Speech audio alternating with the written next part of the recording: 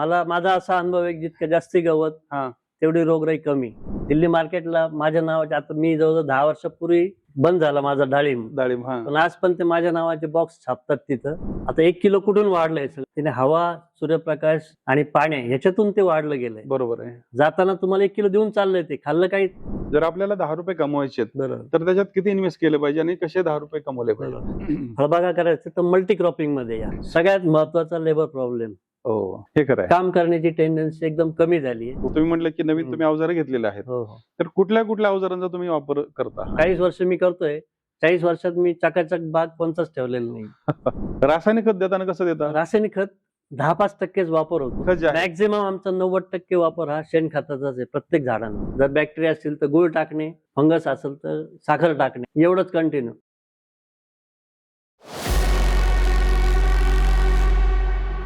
नमस्कार शेतकरी मित्रांनो, मी जयराम साबळे तुमचं स्वागत करत आहे निप्रास शेतकरी ह्या यूट्यूब चॅनलमध्ये.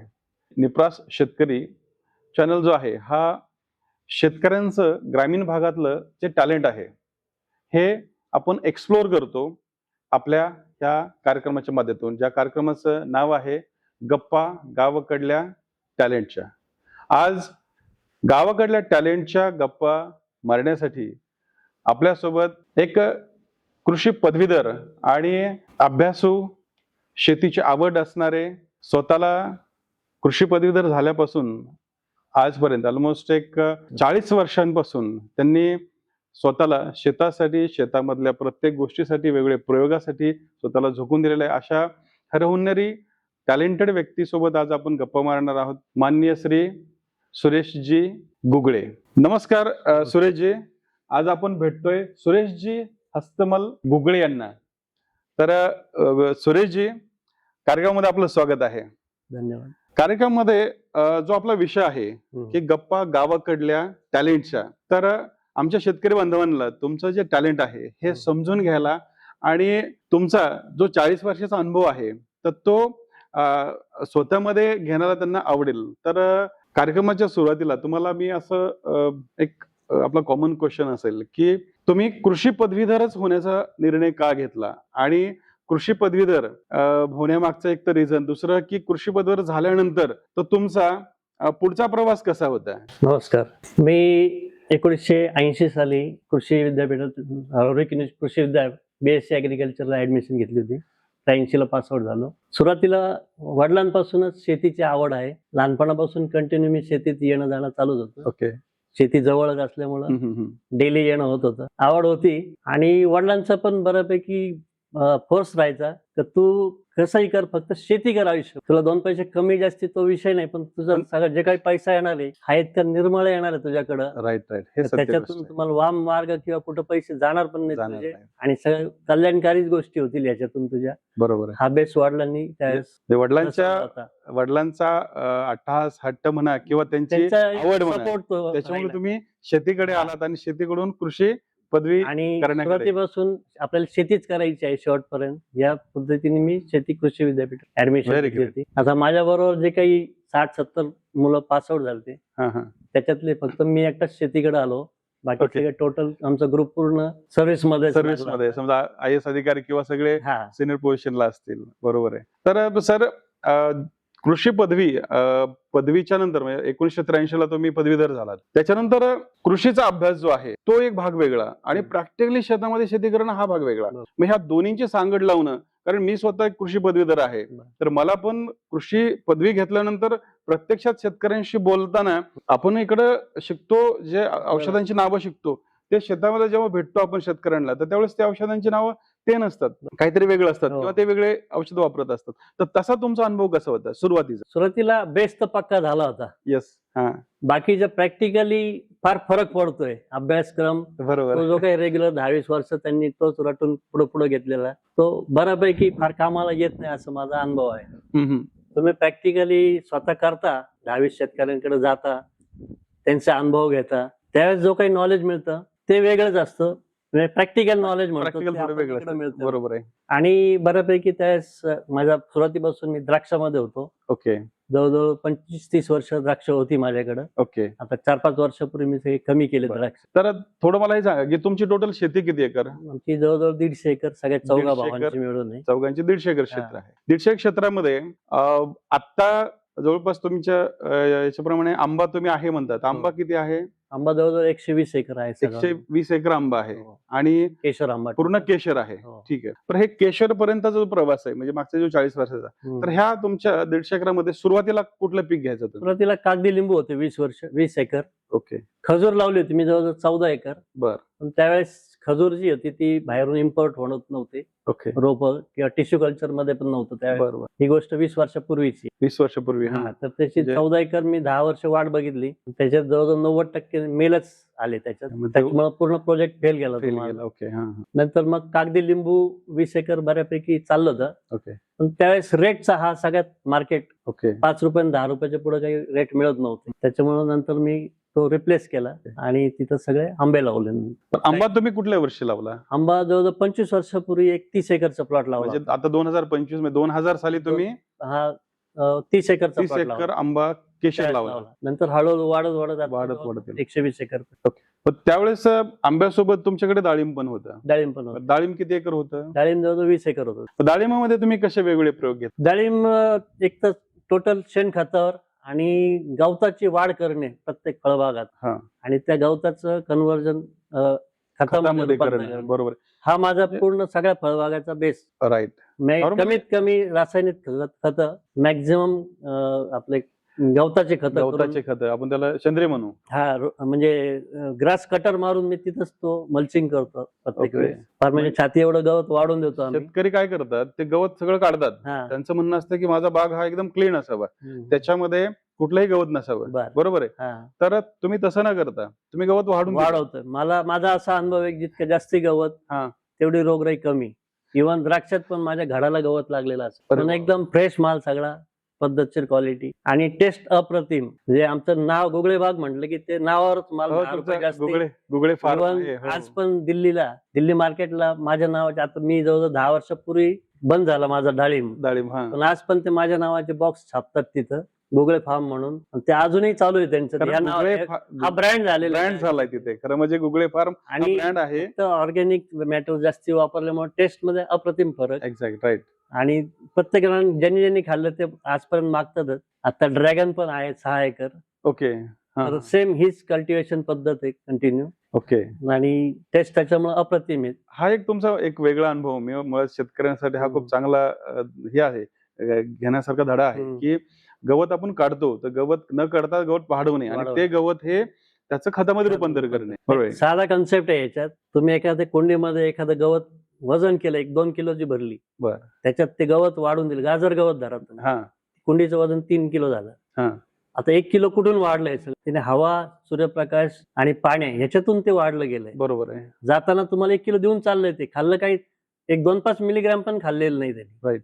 पण जाताना 1 किलो देऊन चाललेलं आहे. एवढा जरी कन्सेप्ट प्रत्येक शेतकऱ्यांच्या लक्षात आला तरी त्यांची जी काही ऍग्रिकल्चर कल्टिवेशनची मेथड आहे याच्यात बराच फार बदल होऊ शकतो. ग्रेट. बरोबर आहे ना. तरी त्यातून घेतलं किती माहिती घेतल्यापेक्षा जास्त देऊन चाललेलं आहे तुम्हाला. बरोबर आहे. ग्रेट. डाळिंबामध्ये बी तुम्ही बऱ्या प्रकारे तुम्ही डाळिंब बाहेर पण पाठवतात. बरोबर आहे. बाहेर जातात. आणि त्यानंतर आपण आता थोडस आत्ताच्या याच्यावरती आंब्यावरती बोलूया. तर टोटल 110 एकर आंबा आहे. 110 एकर आंब्यामध्ये तुमचा आंबा हा पूर्ण इथंच विकतो का बाहेरच्या देशातही पाठवता तुम्ही? बाहेरच्या देशाला एक्सपोर्टरला देतो. आपण डायरेक्ट पाठवत नाही. तुम्ही डायरेक्ट एक्सपोर्ट म्हणून जे दरवर्षी जवळजवळ 7-8 वर्षापासून आपला माल घेतात. ओके. जवळजवळ 60 ते 70% माल एक्सपोर्टला जातो. जो रिजेक्ट होतो माल तो मग नगर मार्केट, औरंगाबाद मार्केट. ओके.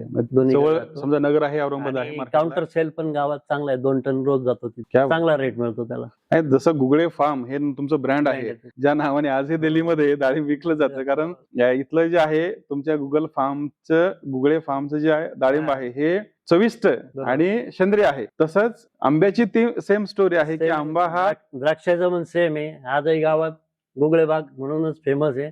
आमचा माल नाहीये तिथं आता, पण आमच्या नावाने द्राक्ष जातात सध्या तिथे लोकांचे. ग्रेट. पण हे जे आहे हे मुळात अपेक्षित आहे. हो. की शेतकऱ्याने नुसती शेती ही एक पारंपरिक शेती म्हणून न बघता या शेतीकडे एक व्यावसायिक दृष्टिकोन असायला हवा. बरोबर. तर याबद्दल तुम्ही शेतकऱ्यांना कसं सांगाल की शेतीकडे व्यवसाय दृष्टिकोन कसं बघितलं पाहिजे? म्हणजे तुम्ही कॅल्क्युलेशन कसे करतात? जर आपल्याला 10 रुपये कमवायचे बरोबर. तर त्याच्यात किती इन्व्हेस्ट केलं पाहिजे आणि कसे 10 रुपये कमवले पाहिजे? बरोबर. त्याच्याबद्दल थोडं तुम्ही शेतकऱ्यांना सांगा ना. आता मी तर सगळ्यात पहिले म्हणेल की फळबागा करायचं तर मल्टी क्रॉपिंग मध्ये या. ओके. नुसतं एकाच फळाच्या मागे नका जाऊ.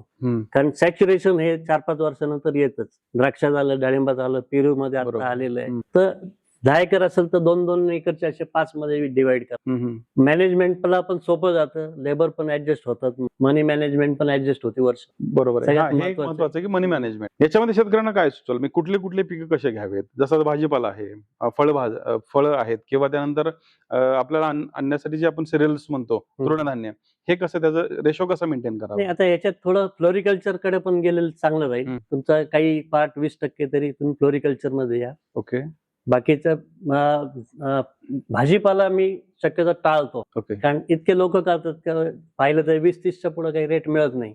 जे 25 वर्षापूर्वी जे रेट आहेत तेच रेट आजही तुम्हाला कंटिन्यू बरोबर आहे. दिसतील. आजही 3 रुपये 5 रुपये टमाटे जाताना दिसतात. हो, आहेत आहेत. हे आपण परिस्थिती 25 वर्षापूर्वी अनुभवलेलं आहे. बरोबर आहे. फार तर 1-2 महिने फक्त रेट असतात, बाकी 9-10 महिने भाजीपाल्याला रेट मिळतच नाही. बरोबर आहे. त्याच्यामुळे मी शक्यतो म्हणजे व्हेजिटेबल्स टाळतो. टोमॅटो असेल, कांदा असेल कांदा पण किंवा आता same problem पालेभाजी आहे. असेल, अचानक रेट वाढतात. आता मेथी हा असेल, ठराविक दिवस असतो. 40 रुपयाला पेंडी जाते, कधी कधी ती 5-10 रुपयाला पण हा, मिळते. बरोबर. बरोबर आहे. म्हणजे हे फ्लक्च्युएशन आणि तुमच्या जे म्हणण्याप्रमाणे. पर्सनल करणार आहेत त्यांना थोडंफार परवडतं ते. ओके. आपण जे काही लेबर कडून करून घेतो हा, आपल्याला ते परवडत नाही मग. परवडत. म्हणजे मुळात भाजीपाल्यामध्ये फ्लक्च्युएशन रेटचं जास्त फार आहे जास्त. आणि वातावरण पण बऱ्याच गोष्टी अवलंबून आहे. त्यानुसार बी रेट इमिजिएट डाऊन कमी होतात जास्त. लगेच. बरोबर आहे. तुम्ही हे जे तुम्ही एक्सपोर्ट करतात म्हटलं आंबा, तर एक्सपोर्ट इथलं लोकल डोमेस्टिक मार्केट हा. आणि तुमचं पुन्हा इथला जे काउंटर सेल आहे तो पण खूप चांगला आहे. हो. तर हे 3 वेगळ्या प्रकारचे जे मार्केट आहेत हे तुम्ही शेतकऱ्यांना थोडं समजून सांगा ना, की याच्यामध्ये तुम्ही कसं डील करता आणि शेतकऱ्यांनी ह्या गोष्टी करण्यासाठी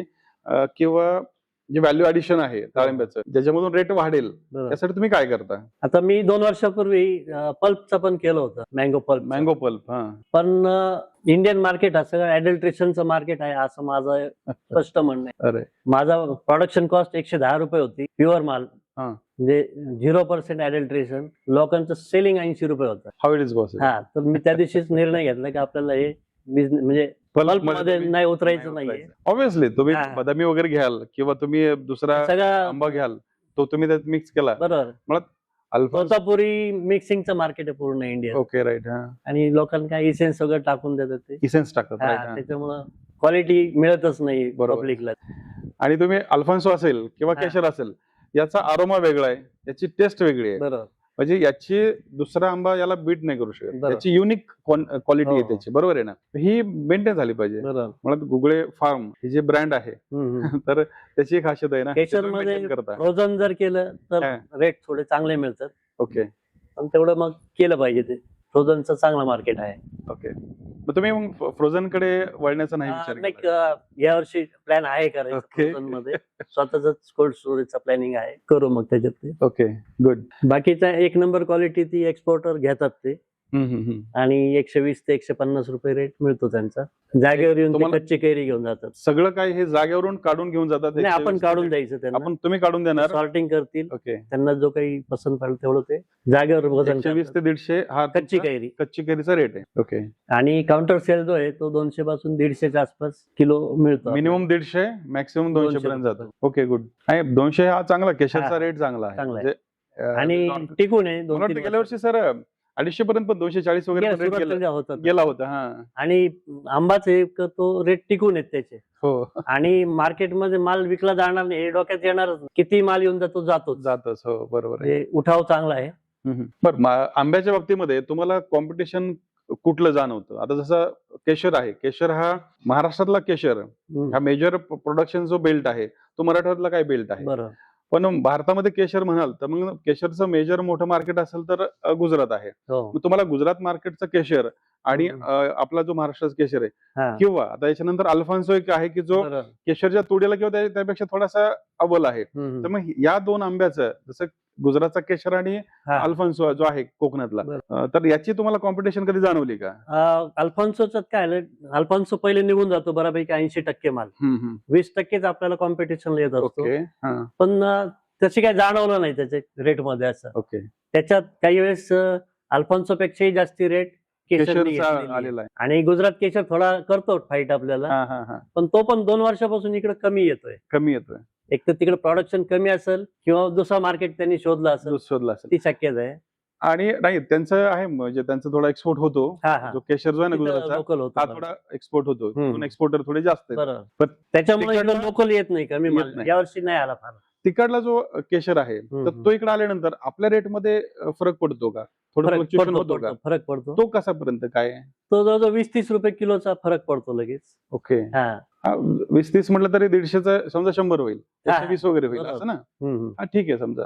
पण तेवढ्या production- पुरता. आणि फार डाऊन झाला तर 2-3 दिवसानंतर त्यांचा माल येणं बंद होऊन जातो. ओके. परत ते 15 दिवस इकडे येत नाही मार्केट. Right. तर त्यावेळेस आपलं कव्हर होऊन जातो परत.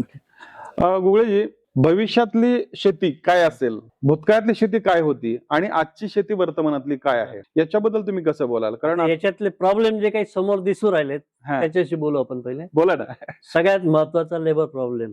हो, हे खरं आहे. काम करण्याची टेंडन्सी एकदम कमी झाली आहे. खूप कमी झाली. जो माणूस एक 10 वर्षापूर्वी जेवढं काम करत होता त्याचा 1/4 सुद्धा काम ते करत नाही. व्यसनाधीनता फार वाढली आहे. 10 लेबर पैकी 8 लेबर दारू पिणारेच आहेत. आणि दुसऱ्या दिवशी कामावर मग निम्मेच दिवस भारतात गेले की सगळ्यात मोठी समस्या मला गंभीर प्रश्न जी आहे. बरोबर आहे. याच्यापूर्वी आम्हाला 50-60 वर्ष कधीच जाणवली नाही, ती या 2-3 वर्षापासून फार मोठ्या प्रमाणात झाली. आणि दुसरा रेट, लागवडी इतक्या झाल्या आहेत प्रत्येकाचं, जसं पेरूची आता भरपूर लाखो एकर लागवडी झाली, हो, त्याच्यामुळे 20 रुपये 30 रुपयावर रेट आले. हो, हा प्रॉब्लेम एक जनरल सगळीकडे वाढतोय. उठाव कमी आहे मालाला त्या मानाने. बरोबर. म्हणजे पर कॅपिटा कन्झम्पशन पाहिजे ना, तो माझ्या हिशोबाने पुढच्या पिढीचा फार कमी होत चाललेला आहे. ओके. मागच्या पिढी फार दमदार खात होती, आताची सटर फटर बाकी सटरफटर चालू आहे आणि येणाऱ्या भविष्यातली पिढी हा तो वाढत जाणार आहे. किती क्वालिटीमध्ये किंवा पौष्टिक किती त्यांना मिळेल, हा, ते हा मोठा जरा प्रश्न. शंकाच येते. बरोबर आहे. हा खूप गंभीर प्रश्न तुम्ही मांडला की जो लेबरचा प्रश्न आहे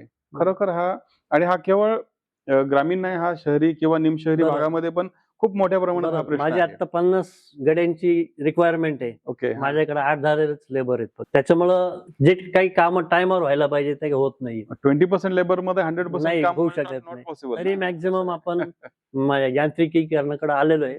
हा एक तरी मी पण- पुढे मुद्द्यावर बोलणार हा. होतो की आता बऱ्यापैकी कृषी क्षेत्रामध्ये यांत्रिकरणामध्ये खूप प्रगती झालेली आहे. आपल्याकडे नवीन सगळे संशोधन झालेले आहे. स्प्रेइंग पासून कल्टिवेशन हा. सगळे अवजार आहेत. बरं. तरी पण मिनिमम जे काही लेबर पाहिजे ते काही मिनिमम लेबर तर available होत पाहिजेच. नाहीत तेवढे. हो, पण नवीन तंत्रज्ञानामध्ये जसं तुम्ही म्हटलं की नवीन हम्म. तुम्ही अवजारे घेतलेले आहेत, हो हो. तर कुठल्या कुठल्या अवजारांचा तुम्ही वापर करता आहात? आता आपण तर काही जमिनीची नांगरट वगैरे करत नाही फळबागेमध्ये. बरं. तिथं वीड कटर म्हणून मॅक्झिमम वापर करतो. वीट कटर, जसं आपण लॉन कटिंग करतो तसं वीड कटर आहे. रोटावेटर तुम्ही नाही वापरत, तुम्ही वीट रोटावेटर कटर वापरता. वापरत होतो, पण हा. आता मॅक्झिमम वीड कटरचा वापर करतो. हम्म. म्हणजे त्याच्या मुळ्या वगैरे तोडत नाही. तोडत नाहीत. हा.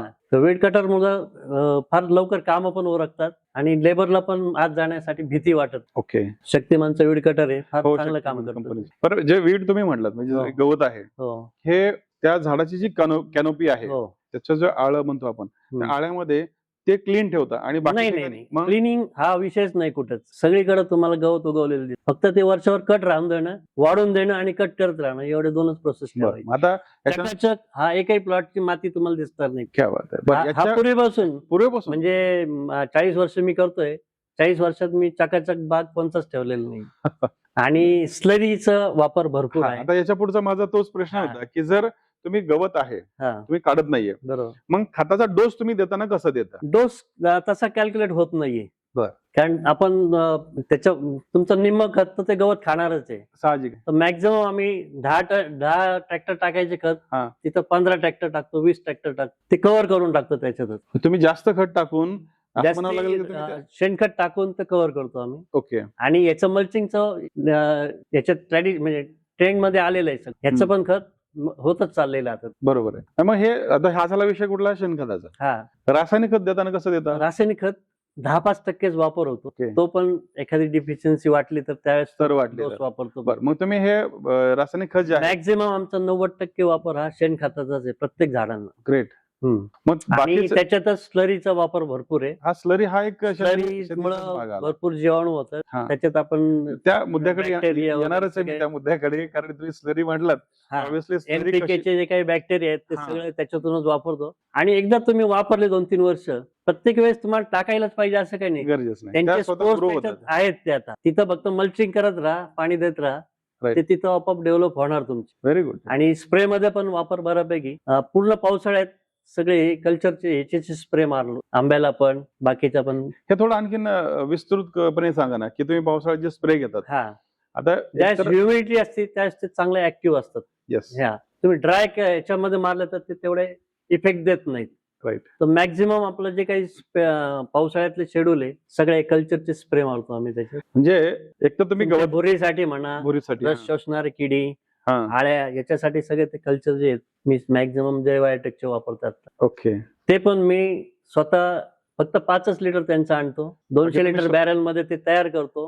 2 वर्ष तेच वापरतो मी. त्याच्यात फक्त पाणी आणि जर बॅक्टेरिया असतील तर गुळ टाकणे, फंगस असेल तर साखर टाकणे, एवढंच कंटिन्यू. ते 2 रुपये 4 रुपये लिटर पडतं फक्त आपल्याला. ह्या गोष्टी कोणतीच कंपनी सांगणार नाही तुम्हाला. तुम्ही घरीच ते 200 लिटरचं विरजन म्हणून वापर करायचं फक्त. विरजन म्हणून वापर करायचा. हे जीव आहेत ना, बरोबर आहे ना, हे जीव मल्टिप्लाय होत राहतात.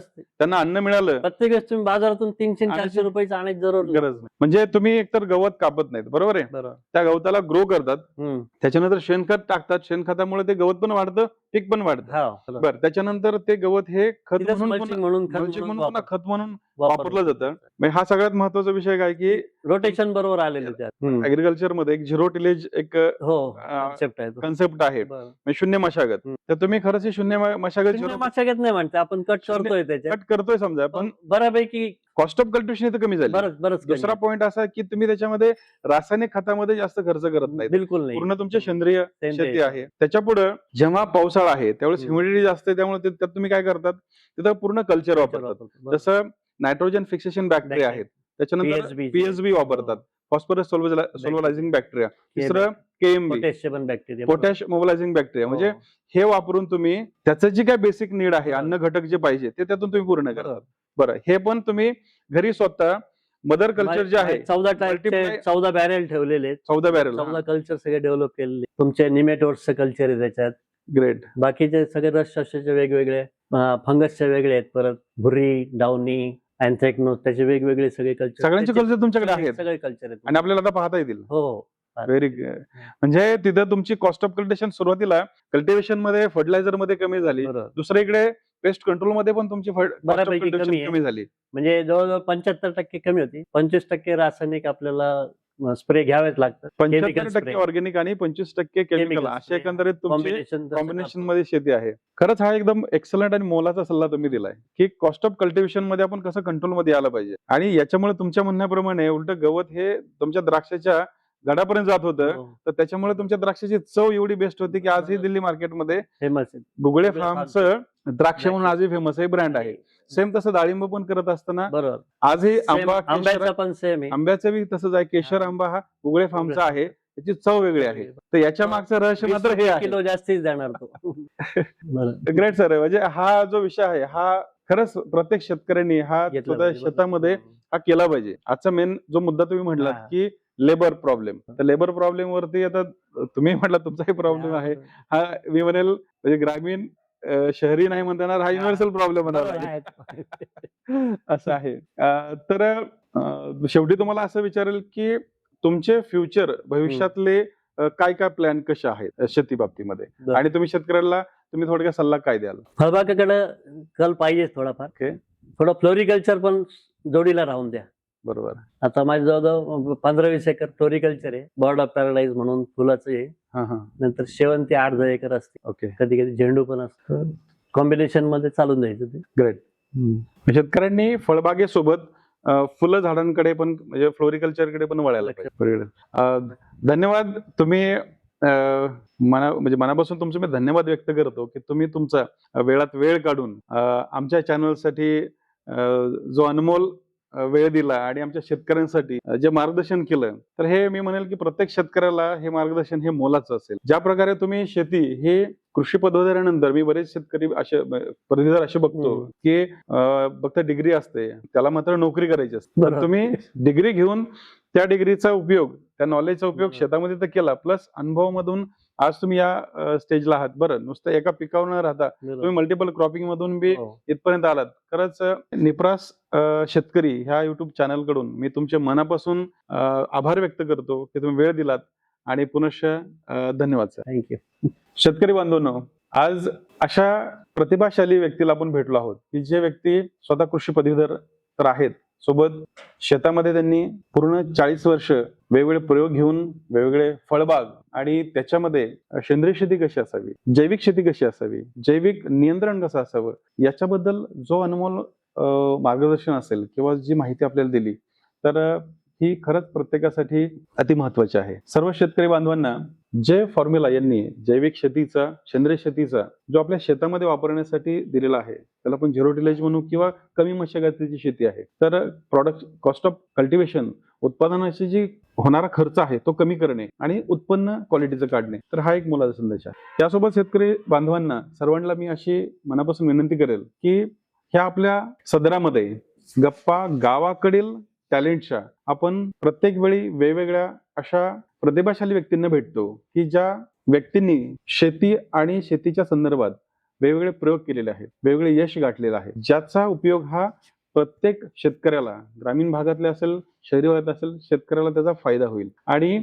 असेच आपण जे ह्या सदराखाली जे काय आपण शेतकऱ्यांना भेटतो, त्यांचे छोटे छोटे आपण जे इंटरव्ह्यू घेतो, तर असे जर आपल्या गावामध्ये, आपल्या परिसरामध्ये तर शेतकरी असतील, शेतकऱ्यांचे पुत्र मुलं असतील की ज्यांनी शेतीमध्ये वेगवेगळे यश संपादन केलेलं आहे, तर त्यांची नावं कृपया करून आम्हाला कळवा. त्यांना आम्ही भेटू, त्यांचे आम्ही असे छोटे इंटरव्ह्यू अरेंज करू ज्याच्यामधून ते लोकांपर्यंत पोहोचतील, त्यांचं नॉलेज, त्यांचं टॅलेंट हे लोकांपर्यंत पोहोचेल, शेतकऱ्यांपर्यंत पोहोचेल. जो आपला निप्रास शेतकरी चॅनल आहे, ह्या चॅनलला सर्वांनी लाईक करा, शेअर करा, सबस्क्राईब करा.